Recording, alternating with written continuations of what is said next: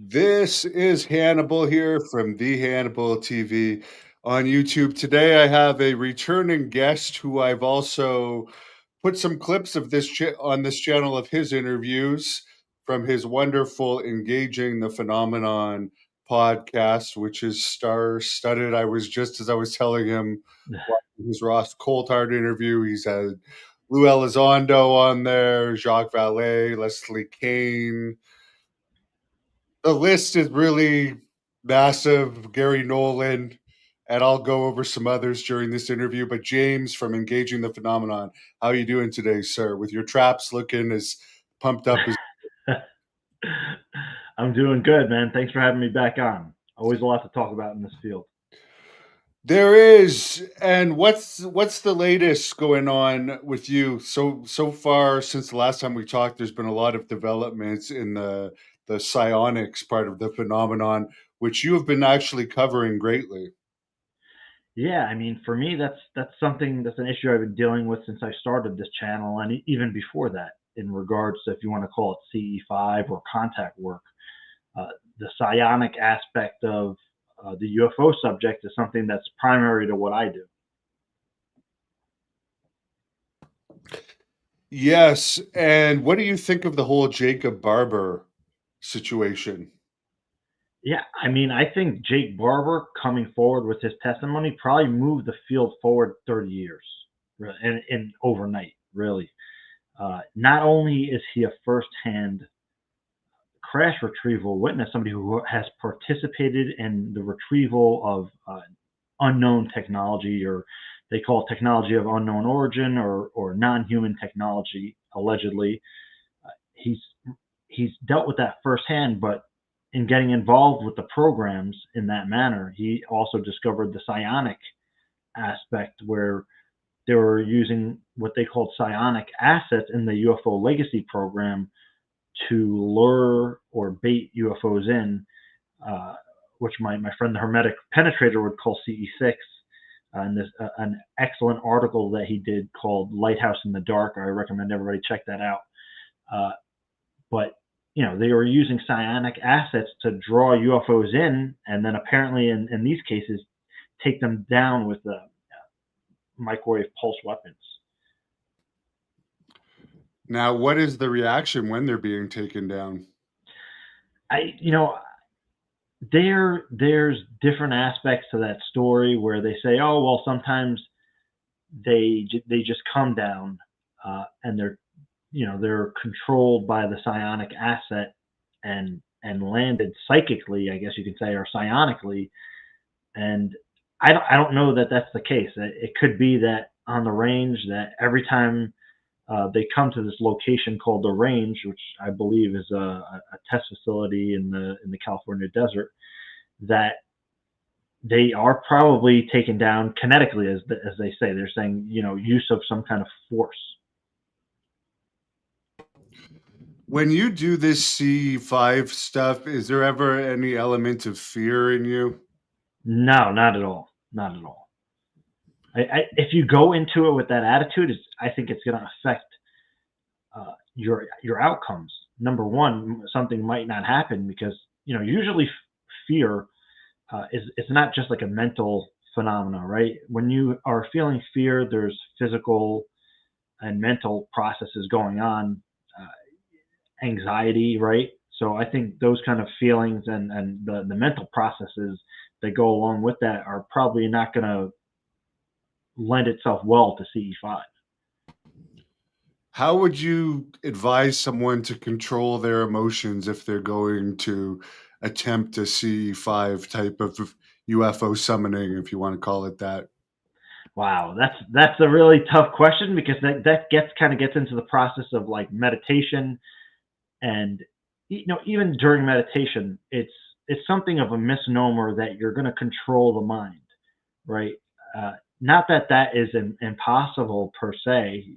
You can have great will over your mind, but a meditative process, you actually want to just observe the mind and let it do what it does, but realize that when you're watching it, that it's doing its thing, and observe it, and step back from it almost in a detached manner.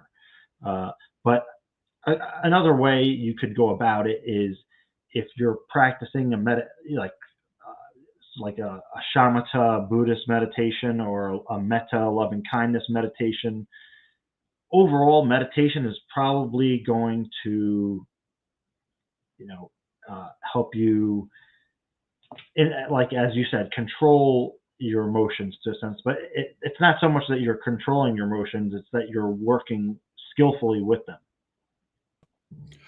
So I heard Ross Coulthart say on your podcast he wasn't really convinced of this stuff until he saw it himself. Did he end up getting video evidence, do you know, of actually seeing it himself up to this point?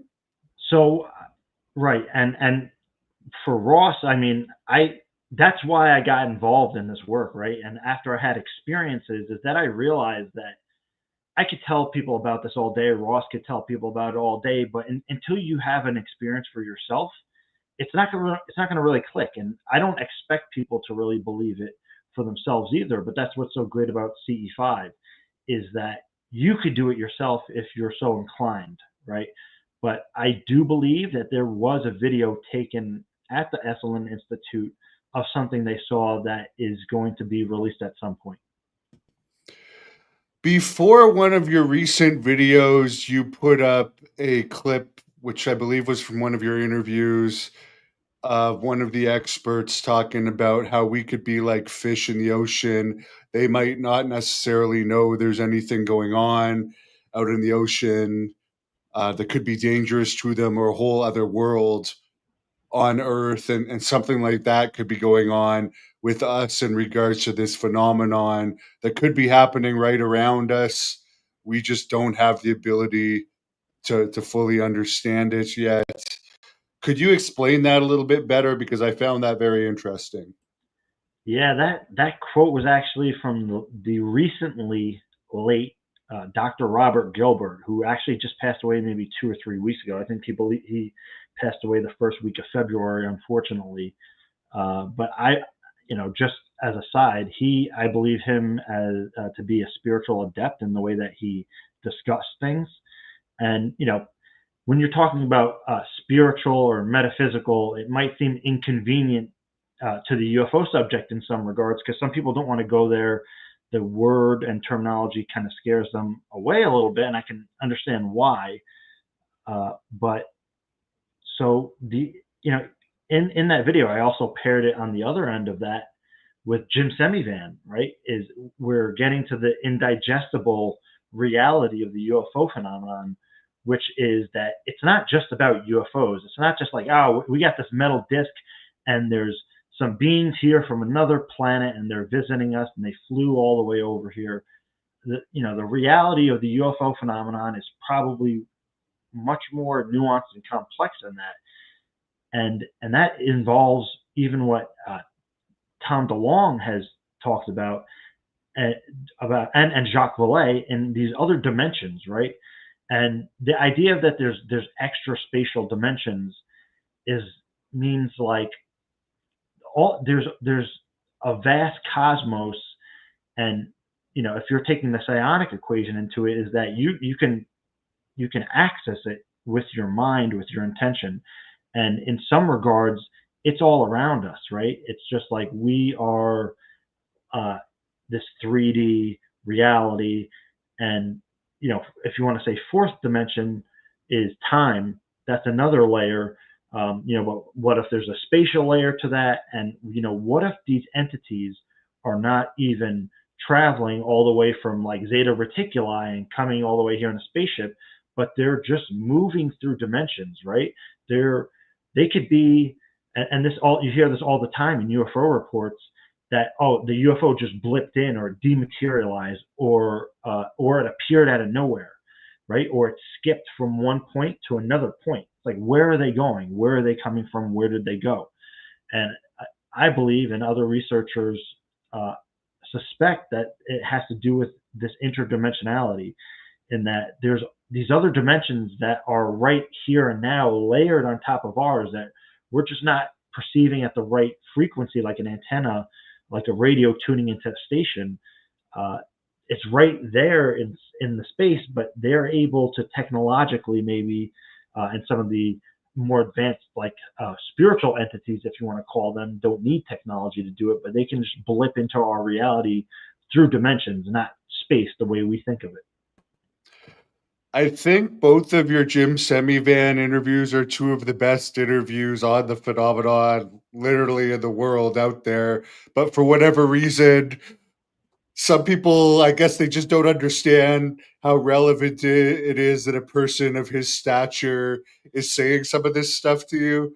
Because it's, to me, the stuff that he says in your interviews is pretty explosive, and I like imagine that like this more people would report on this stuff, but it goes over a lot of people's heads. But I'm just wondering, what are some of the key factors from those interviews that you took away from talking to him? Wow. I mean, again, just the fact that it's Jim Semivan saying this stuff, right? Just that it's somebody with his background who is, high up there in the CIA, but also who is an experiencer himself, right? And I mean, again, he says things, and like you have to be paying attention to catch it, right? Like he'll say it just nonchalantly in a sentence that he got the read in on the UFO program, meaning he was read in to the UFO reality by people that have need to know, right? So that in itself is tremendous, right? He got an official read-in from somebody uh, on the UFO program, so that's one major thing. When the last time he was on, he was talking about the executive aspect of it, and people might just overlook it, but he's in a position to know that because he was, was CIA, very high up there in the CIA, and the CIA is under the purview of the executive branch. And again, when he's saying all the things that he's saying, yeah, there's probably some ideas, yeah, there's probably some speculation, but also he is informed on some level regarding the UFO phenomenon, and it's clear to tell when he's talking. The guy is just like is letting it rip, man. He's not holding back in some regards. He obviously in some spaces he has to be careful on what he does say, but I think he goes pretty far in what he does say, and he's actually going to be in that upcoming documentary by Dan Farah that includes Lou Elizondo, Jay Stratton, Christopher Mellon, and Dr. Eric Davis, like many others, very high level. I think it says there's 34 high level government contract, basically people that have insider knowledge of the phenomenon. So I'm really looking forward to that. That's coming out. I believe there's going to be a screening of it at like the end of March, and at some theater, and that's going to be a big deal, I think. One of the parts that I found interesting is you're asking them if there's any agreements like the alleged Holloman Air Force Base agreements where they supposedly came down and landed from wherever and met with officials and some alleged agreements were made. And you asked him if he thinks anything like that happened. And he says he hypothesizes that yes. Yeah, he has to hypothetically entertain that. I guess he can't say that. If that was true, he would have to speak about it hypothetically.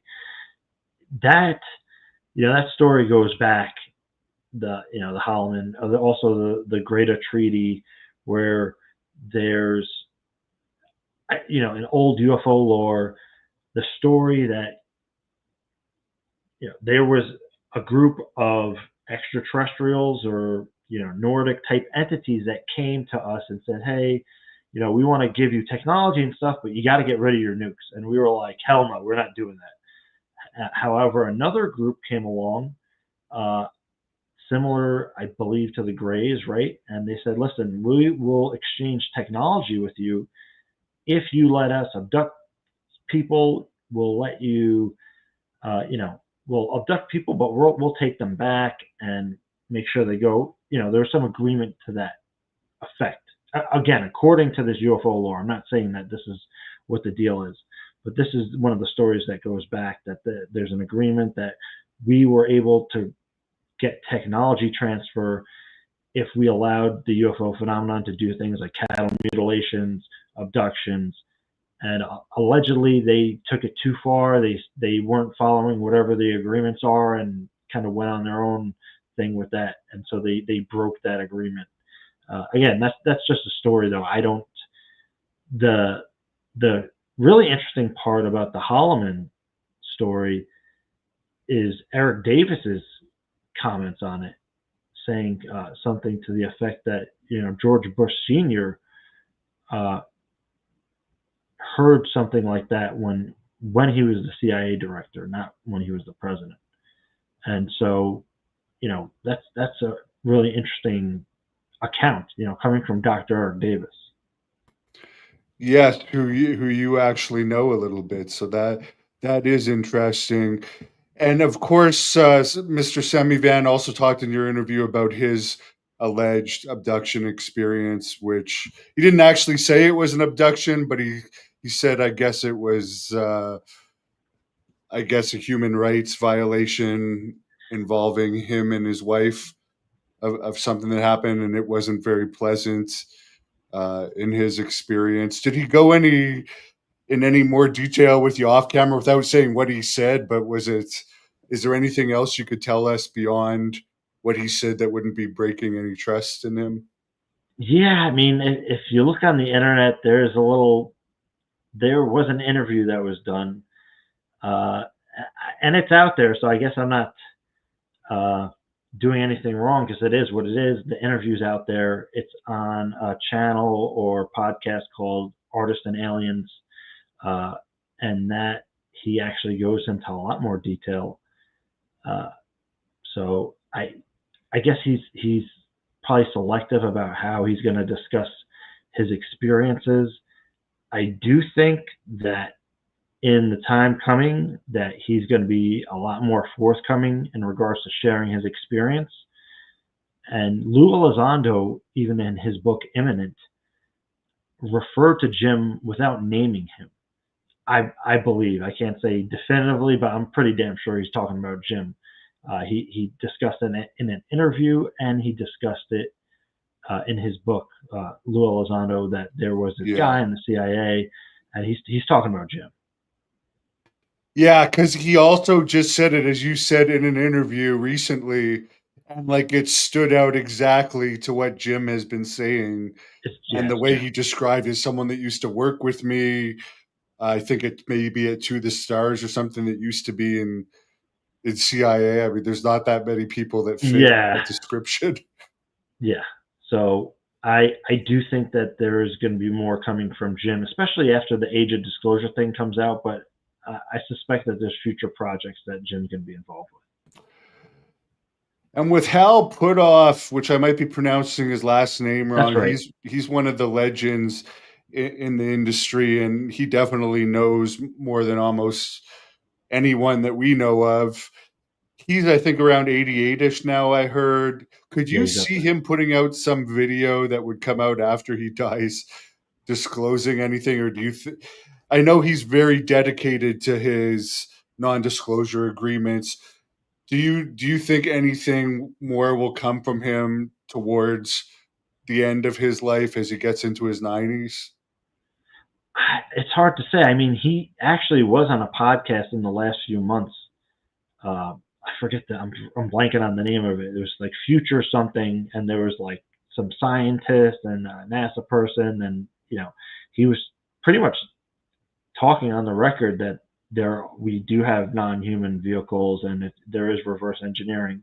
Although that in itself is not new, but for him to speak publicly on that is a pretty big deal. And there is it's not an autobiography. I believe To the Stars is putting out Hal Puthoff's biography. I don't know what will be disclosed in that. I'm almost more hopeful that like something would come out from somebody around him, like say Jacques Vallee. Jacques Vallee's Forbidden Science Volume 6 just came out, and he, Grant Cameron famously says, always throwing people under the bus, sharing these like obscure details of the Invisible College in his journals. So I man, I sure wish that Hal would share everything he knew, but if I were to take a wild guess, I would say that he knows better, right? I would suspect that somebody would have put the fear of God into somebody like that. Yeah, and according to Greer, at one point he did make that allegation, but Hal is on video denying that allegation. Although the guy that asked him about it sure is John, sure so like holding him while he's asking he, him about it. well, and you're absolutely right about that. And I will tell you, John Peterson is who you're talking about, is the guy with him. John Peterson is the guy who arranged the interview, or not interview, the briefing that Stephen Greer gave to the sitting CIA director for Bill Clinton, James Woolsey. Woolsey has since admitted that that meeting happened. He said, "Oh, maybe I think it happened after I was in," which it damn sure didn't. There's a paper trail. So that meeting with Stephen Greer and James Woolsey, the sitting CIA director for Clinton at the time, absolutely happened. John Peterson was the guy who hooked it up. So there's a really weird thing to that. And I don't know if you ever read Ingo Swann's Penetration. They're always talking about this Axelrod, and it's come out now that Axelrod is John Peterson, right? Which is crazy because I would have never thought that. If there's any truth to that, that's incredible. John Peterson is with the think tank, the Arlington Institute, and it has all these types of connections. But I will just say Stephen Greer, he has a reputation for doing what he does, for being Stephen Greer. But Stephen Greer did not make that story up. I'll say that. That story came to Stephen Greer from somebody who referred that information to him. And I'm aware of that. That's all I'll say. And that we have to ultimately go by what Hal says, right? And I'll respect whatever Hal says. But there's probably more to that story. I do think, and this probably wouldn't happen ever for this reason, that you could do the best interview with Stephen Greer. He probably would never want to talk to me. Yeah.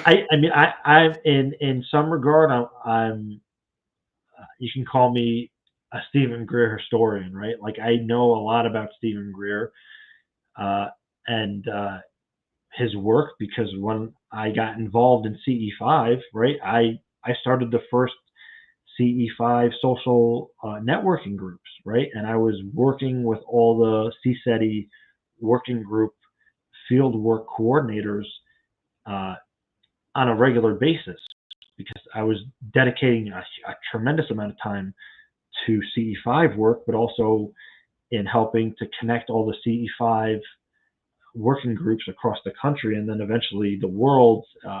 And so I have spoken to people that have known Stephen Greer since the beginning, and I've heard what they had to say. I would be able to ask him the right questions, but I don't know how he would take those questions. Maybe he wouldn't like some of them, or sometimes it's either Greer's way or the highway. He had a recent podcast, and you may or may not have seen this yet, because I think it was just dropped within the last few days, where he called Lou Elizondo a flat-out liar, which he has done before. And he's also claiming that the Tic Tac was actually a U.S. craft, which he has alluded to that type of stuff before as well. But I guess he may have been more blunt in this particular podcast about it. Yeah, so that thing rubs me the wrong way. That Stephen Greer is calling Lou Elizondo a disinformation agent without, like, if you're going to do that, show your receipts, show the trail, give people the information that they need to come to that determination. Don't just make the claim. Part of the reason of that is that one of Dr. Stephen Greer's sources was the guy who used to run the UFO Weird Desk at CIA after Dr. Kit Green in 1984, who was Ron Pandolfi. So, Stephen Greer has an intimate relationship with Ron Pandolfi. who, again, ran the weird desk at the CIA. A famous experiencer told me that Ron was in charge of running disinformation on this. I'm not going to say who. People can take a guess. There's only a handful of them out there. And, so you have somebody who is involved with disinformation at the CIA, very high level scientist, Ron Pandolfi, saying that Lou Elizondo is a disinformation agent. So it's like, okay, who do you believe at that point? You have one intelligence guy telling you something about another intelligence guy. It's a claim that's made. So that's the whole, maybe intentionally to stir people up, to divide people, to upset people, to maybe even make it appear as if there's this side against this side when there's really something more holistic at play. In regards to the Tic Tac being something like reverse engineer technology, I've heard a lot of different things in regard to that. The next time I have Lou on, I want to ask Lou something like that, because I wouldn't be surprised if, either way, right? Do we have reverse engineer technology? I think we do. Was the Tic Tac one of those technologies? I have no idea. And for anyone that hasn't seen James's interview with Lou, if you've never seen Lou flustered and frustrated and shaken, that's a good interview Well, to it's funny. watch. Yeah, because I did that interview was from years ago, right? And a lot of the things that I touched on in that interview were things that he ended up talking about in his book. So I thought, that I can't wait to talk to Lou again, because I have like pages and pages of questions for him, and I'm definitely never going to get around to all of them for sure. You may have scared him a little bit, but I'm sure he'll be back, and I'm looking forward to that one. You were just talking about Ron Pandolfi. Vern wants to know, what's your take on him? Be wary, right? Be wary. Ron has a knack for utilizing assets. He uses people to disseminate his messaging, and there's some darker stuff there. Maybe I'll get myself into trouble, right? I probably shouldn't be talking about him to begin with, but there's been stories. Christopher Bledsoe had told a story that he was, actually Ryan Bledsoe, his son, publicly stated it, and then he deleted it. But again, people know the story; it's out there. Ron Pandolfi used Dan Smith to threaten the Bledsoes and say, don't go out there telling your story. Things like that. He's intimately involved in the subject in different ways, and anything doing with Ron, I would just say proceed with caution. In your interviews with Jacques Vallee, it seems that you've pretty much been very familiar with his work, and read and listened to most of the stuff that's out there, if not all of it. What are some of the main things that you take away from Jacques Vallee as one of the best researchers out there in the UFO world? Yeah, I'm actually going to have Jacques on next week to discuss his new book, Forbidden Science Volume 6, and hopefully some other things. Jacques, for me, it's not so much like, wow, Jacques presented this information and that information. Although it's his model of thinking, I think, right? He sets the example to think deeper, right? Not to take things at face value. To look at all the nuances and all these different things that are not obvious. Like we're thinking about UFOs and aliens and things like that, and he's saying like, wait, hold on a second, it might not be that simple.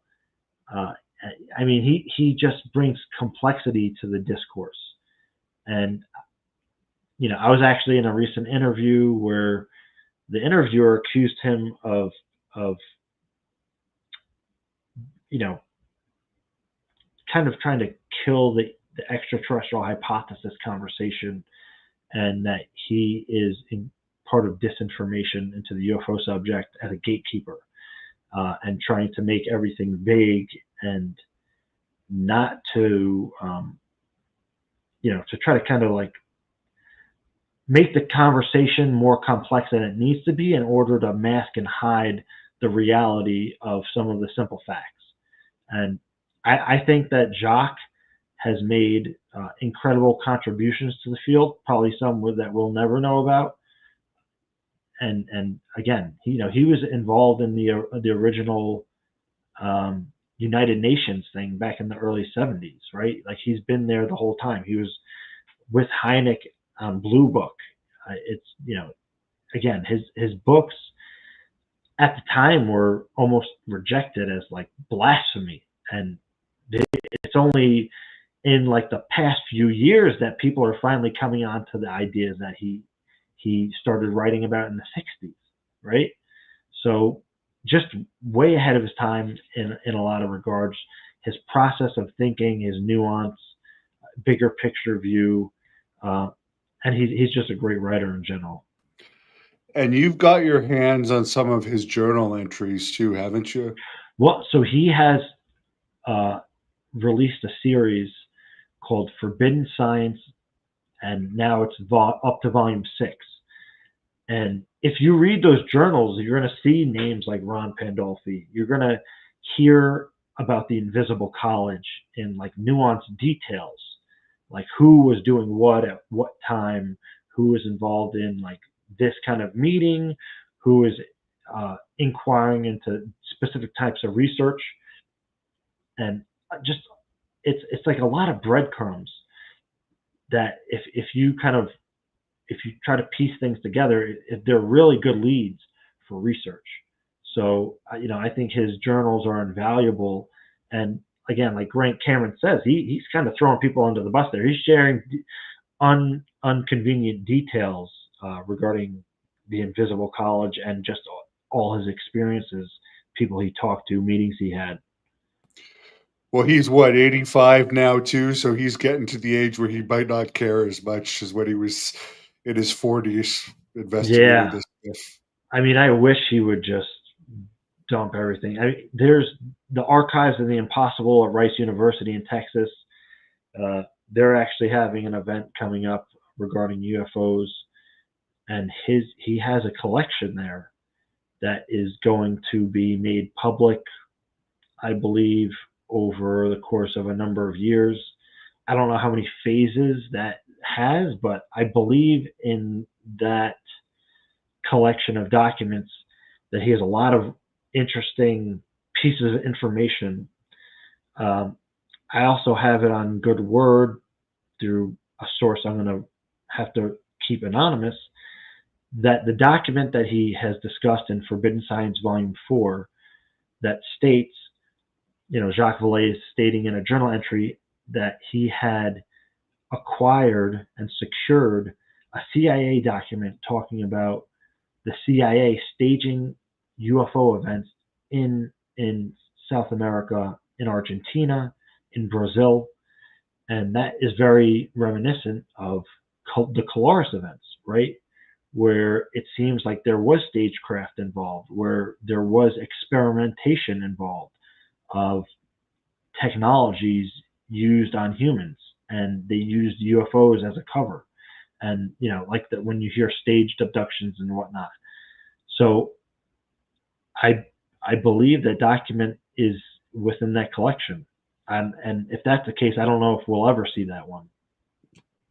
Yeah, I did bring that up in my recent interview with Tiago Tichetti, who is the national director of Brazil MUFON, about you, because you talked about that with Jacques, which he wouldn't go into too much detail on with you, but that Colares, and this actually makes a lot of sense because it went on for years.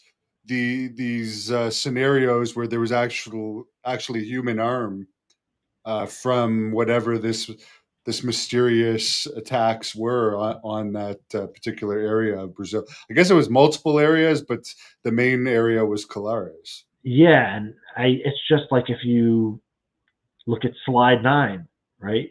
It says we have some of this capability already. Psychotronic weapons, even like the transmedium and all that stuff. Like if you were going to test that kind of thing, especially on like some kind of public, it would be in the CIA's purview to do that because it's extra national. You wouldn't want to do that in homeland on U.S. American citizens.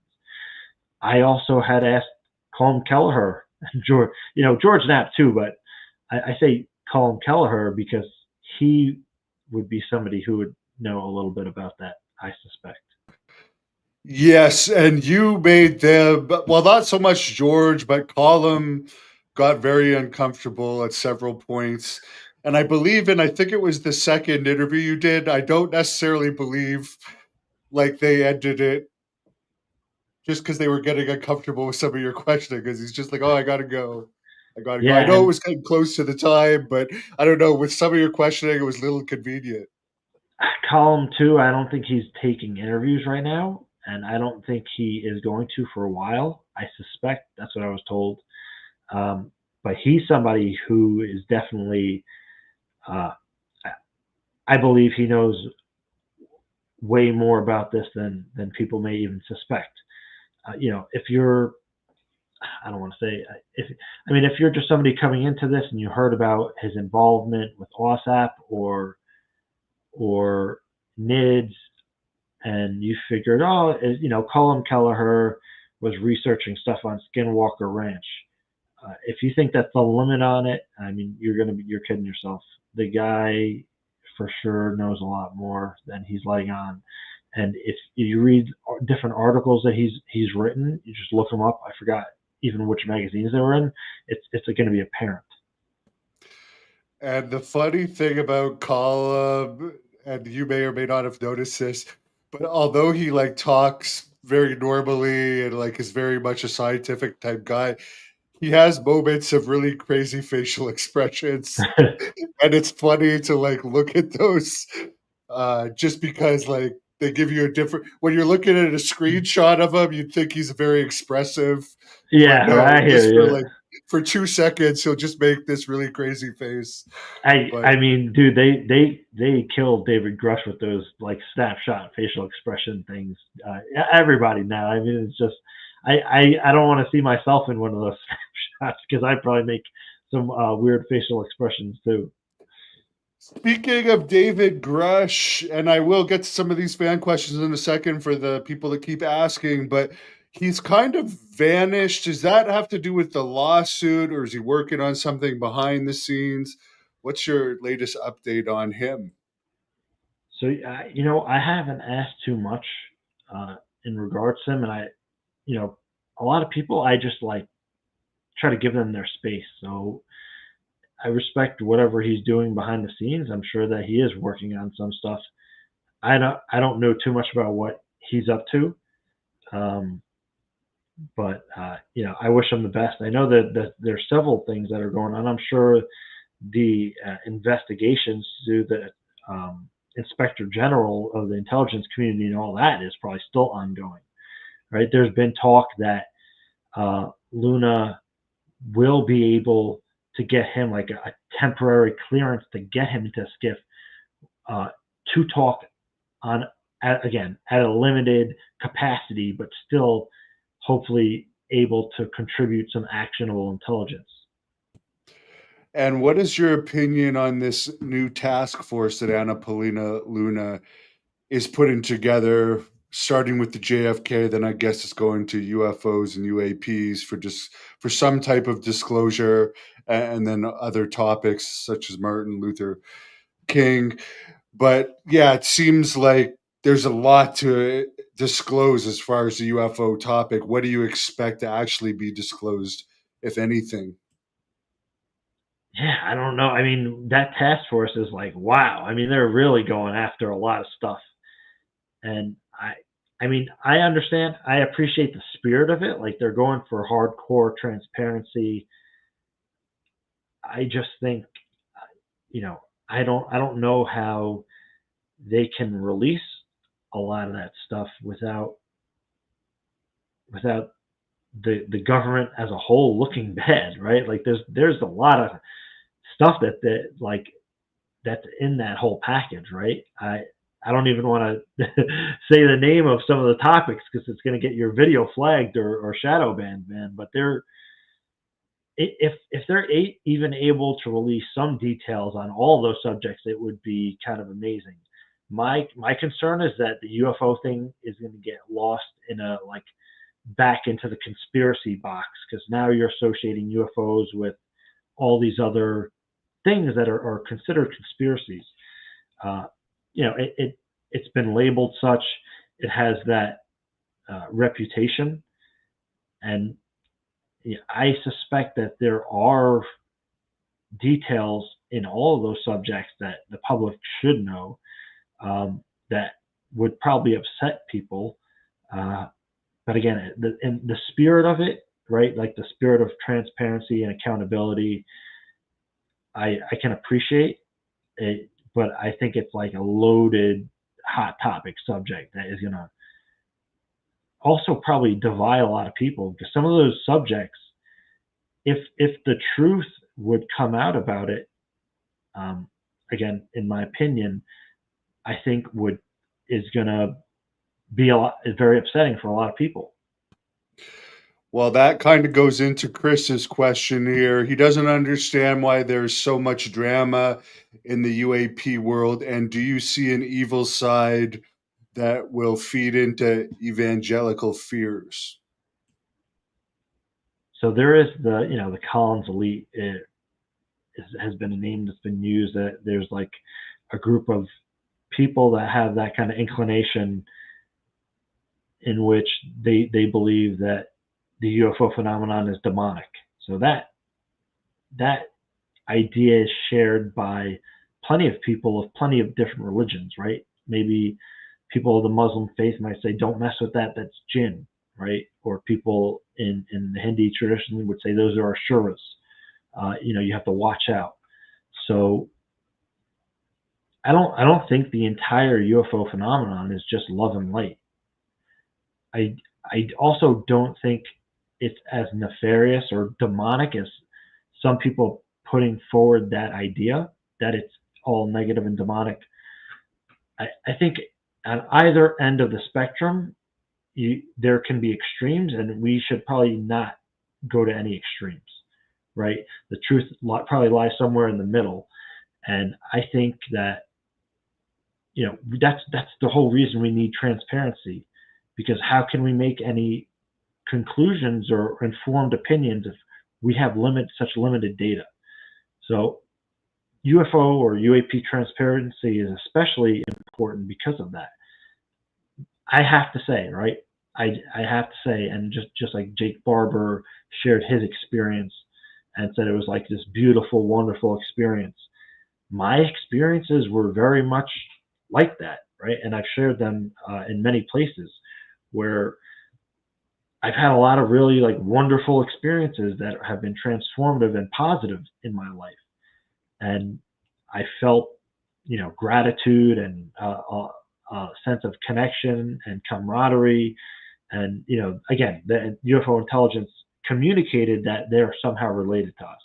At least in this interaction I had. That does not speak for every UFO and every UFO intelligence out there, because I do believe that there are different intelligences. When we're talking about UFOs, I think we're not just talking about like it's just this one group of intelligences. I think when it comes to non-human intelligences, they're just like Diana Pasulka, Timothy Taylor, Carl Nell have talked about this hierarchy of beings where there's humans. They say above, Tim Taylor says, Timothy Taylor said above humans, there's this, intelligence people in the intelligence community are above that. Maybe Jim would agree with him. I don't know. And then, there's like maybe extraterrestrials that are advanced, but they're still physical and they're still limited by physics in the same way we are. And then above that, there's like angels or spiritual entities, which are not as limited by the laws of physics because they can innately do things that we consider metaphysical. Yeah, the ecosystem futures. That's it. So I think that there's a whole like plethora of intelligences out there, and that's just something that we're going to have to come to grips with. But it has to start somewhere. We need a starting point, right? That's why disclosure, transparency, even if like I have my own disclosure, right? I have had my own encounters. I know it's real for a fact, no doubt. As Carl Nell said, zero doubt. But we need everybody on board with that before we can truly move forward. And since you bring up Carl Nell, there's another guy, and I've watched there's only a couple things of him online talking about it, and I'm surprised there's not more. But there's a highly credible person disclosing, and it doesn't seem to get any traction. Could you tell us a little bit about what you know about Carl Nell, which I can look it up as you're talking, but I forget his rank, but he was pretty high up there in the military. Wow. I mean, I think his like official title is not as even impressive as his CV. There, man, you're gonna have to look this up and link it in the description. But there was a channel. It doesn't have too many videos on it, but they did an expose on Carl Nell. It's like a 30 or 45-minute video, maybe even longer, all about Carl Nell and his background. And the guy, if you look at his background, which has to do with the Army and aerospace and the future Army's division and stuff, the guy is like exactly like if I had to pick somebody who somehow would have knowledge about the program, the UFO program, that guy is on top of the list. He's just, I mean, he's right there. Yeah, that's him. And he was David Grusch's boss. Vetting for David Grusch. The guy is a great communicator. He, I wish that there was more out on him. I wish he talked more frequently, because it's every time the guy talks, it's very direct and insightful. He did a presentation at the Soul Conference. I believe that was I would have to say the 2023 Soul Conference by now. He did a talk. It was the SALT talk, SALT, in New York City, and that's the one where he's like, non-human intelligence exists. Non-human intelligence has been interacting with humanity. This relationship is not new, and there's zero doubt. So, that's his famous line, which I agree with. Yeah, and that is true. There's the picture of him from the SALT conference, and when I saw him say that unequivocally, it's like he talks in that even clearer than Lou Elizondo talks. I find he's very Yeah. blunt to the point. It's just like, why is the only interview with him, as you mentioned, it's on some small YouTube channel, and I think there's another guest, and they don't even really dive into anything. Or maybe this is another one that I've seen, but hopefully there's He more to actually come. did something with Jesse Michaels on American Okay. Alchemist with Diana Pasulka, and I assume that he has some kind of knowledge of all this stuff, right? I don't think he's just like some random guy that is speculating, right? I think that he's probably informed on some level. I couldn't say what level, but definitely, I'm definitely glad to hear somebody like him talking about this stuff. The one thing I wanted to ask you about, back to the Jim Semivan interview, because it just came to me, where he says, and again, he's researched this stuff, and there's only so much he can say that he actually knows from his government job, but that there's always two narratives of communication when ETs communicate with humans. It's about the environment or nuclear bomb related. Why do you think that is?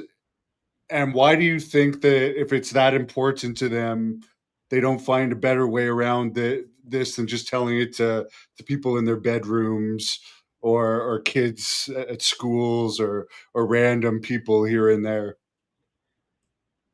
So I believe that approach from the UFO phenomenon would be what Jacques Vallee considered the cultural effects. And you know, if the UFO phenomenon is doing something, apparently, it's doing it intentionally.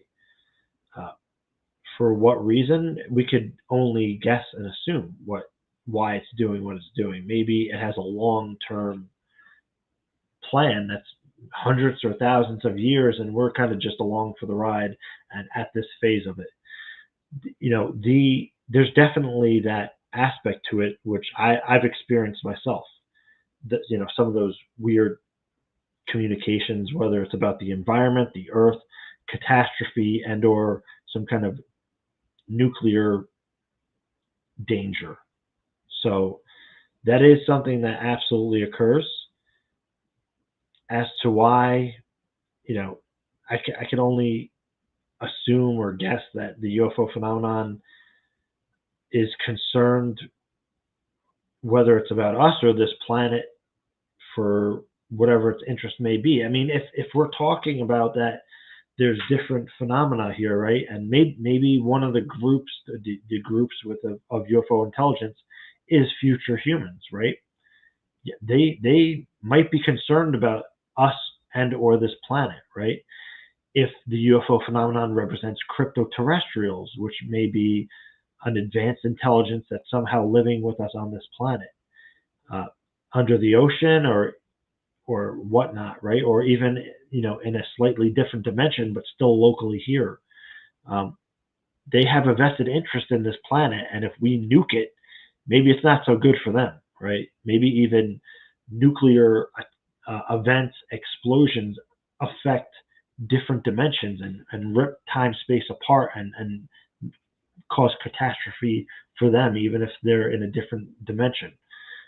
There's all these different aspects. Or okay, what if some of the UFO intelligence are in some way our descendants? That kind of gets into the future human thing, but there's all these potentials for why an advanced intelligence may be concerned about us, right?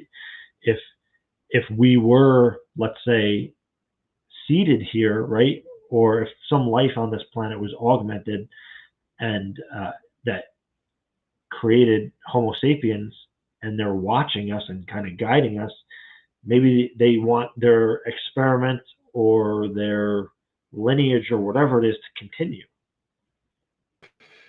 And another thing that Jim Semivan said, and this is why I think this is one of the best interviews out there. I've watched it about 6 times, and there's 2 of them.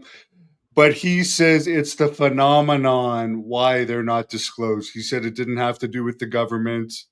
It's actually the phenomenon themselves not wanting to be disclosed. And that's the highest official I've ever heard say that. What are your thoughts on that? I mean, and so with this, I really don't know what to make of that. And because when you're talking about the phenomenon, which phenomenon are we talking about?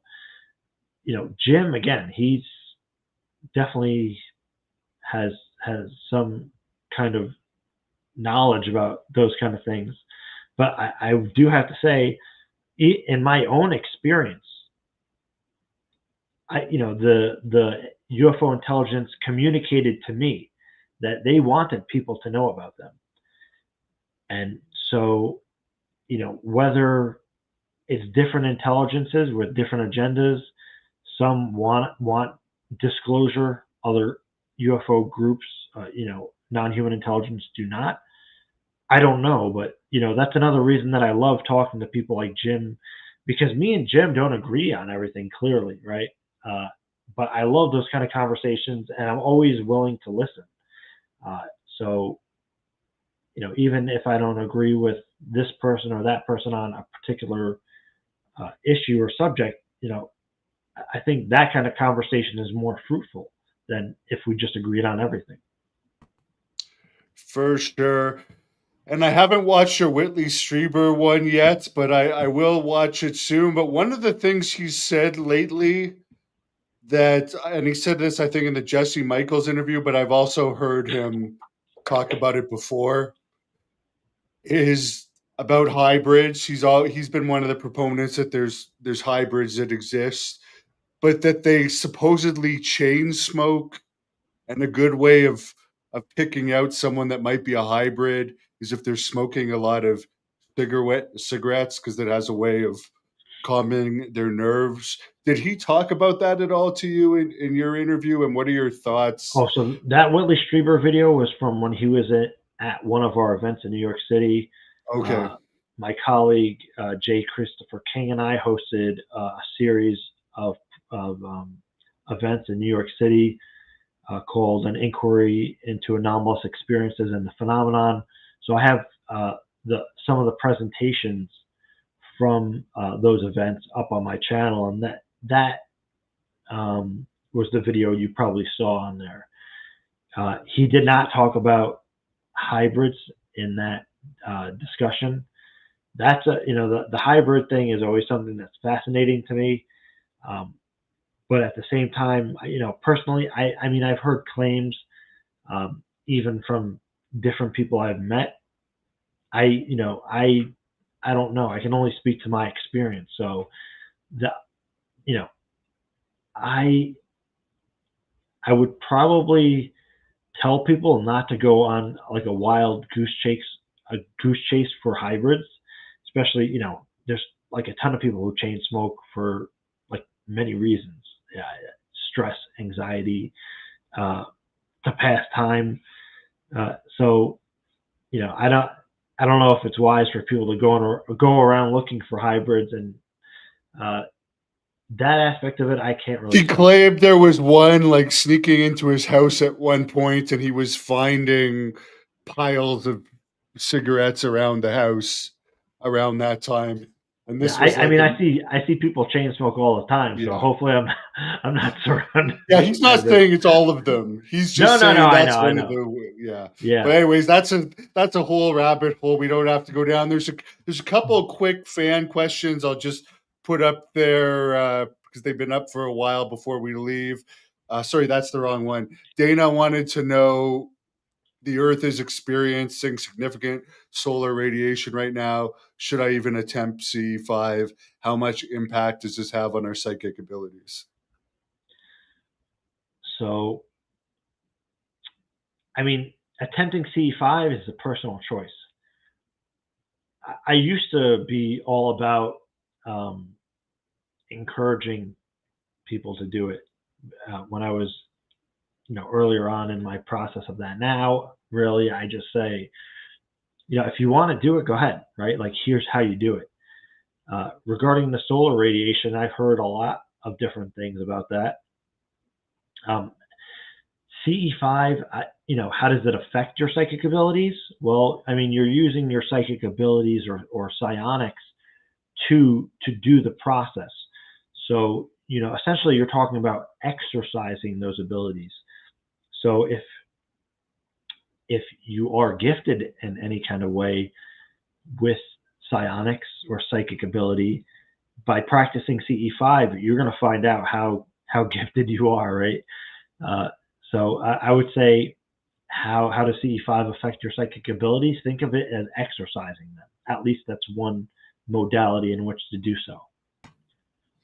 And last fan question here. Since a lot of the in your face public information is coming from the IC, how important is discernment in this space? It's always incredibly important, whether it's from an experiencer, whether it's from somebody from the IC, whether it's from your own mind, right? Like, you have to be critical, you have to be self-critical, but I wouldn't say that you should do it in a way where it's divisive. And I see often like, oh, well, that person's the intelligence community, that person's from the IC.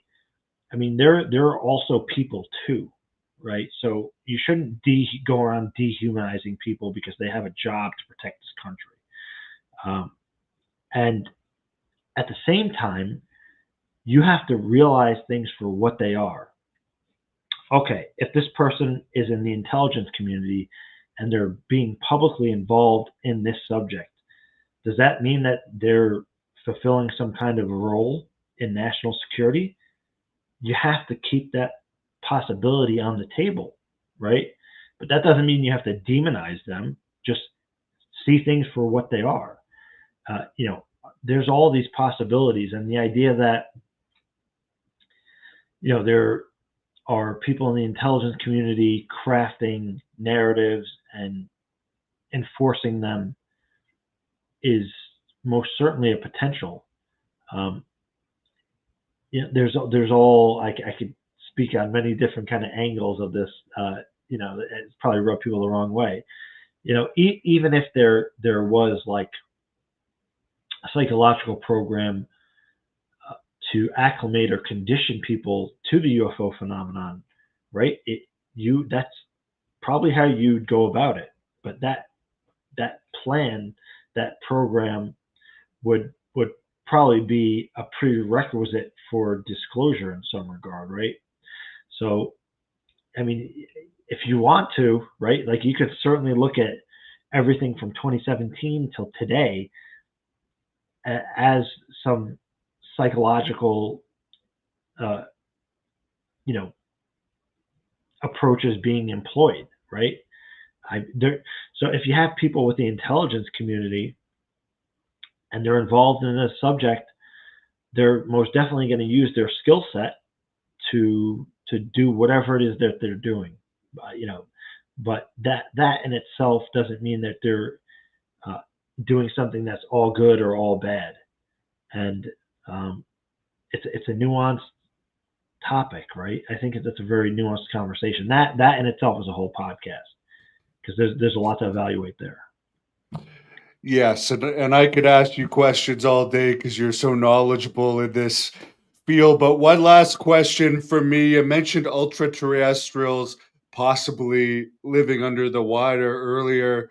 What do you think? And I know there's no way of you knowing this, but maybe Right. based on your research, what are the chances that that's ultra-terrestrials actually living under there that have possibly been here all along, compared to extraterrestrials that might have a base under there or some type of refueling station? Yeah, I mean, I don't know how you would determine that, right? And some ultra terrestrials could be extraterrestrials that came here long ago and have been here for, they've been residing here, either watching us or guiding us, however you want to look at that. So in a material science way, I guess to really know that answer, you'd have to look at the technology. You'd have to look at the biologics, right? As David Grusch said, and again, that might be something very interesting. Is that Tom DeLonge, he gets a lot of flack, right, for just being Tom DeLonge, and I get it. He is Tom DeLonge. He says some wild stuff, but he also says some very interesting things. And one of them is he talks about Roswell and there were bodies and the technology, and that was all taken in and studied. But also he had stated that during Starfish Prime, which was part of Operation Dominic, where they were doing testing of nuclear detonations in high altitude or outer space above the Pacific,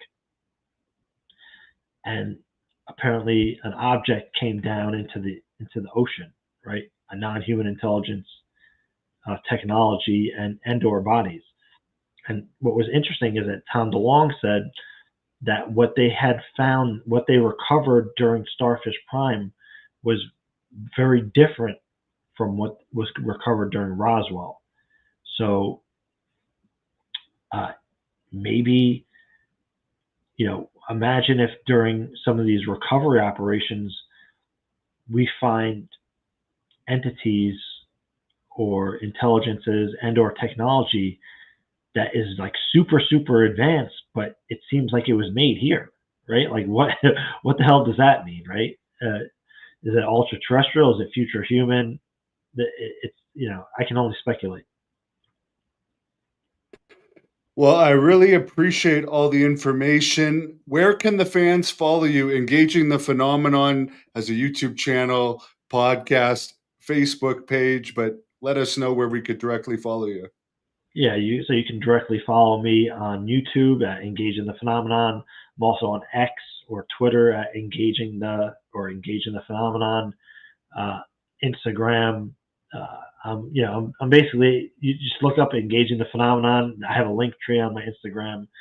Uh, Spotify is the preferred podcast because I'm having issues still with Apple. So you can find me at all those places.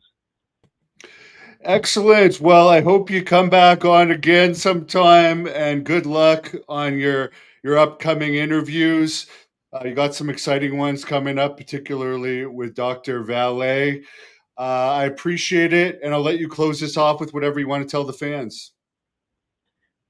Wow. I mean, I would just say, I mean, personally for me, remain optimistic, be patient,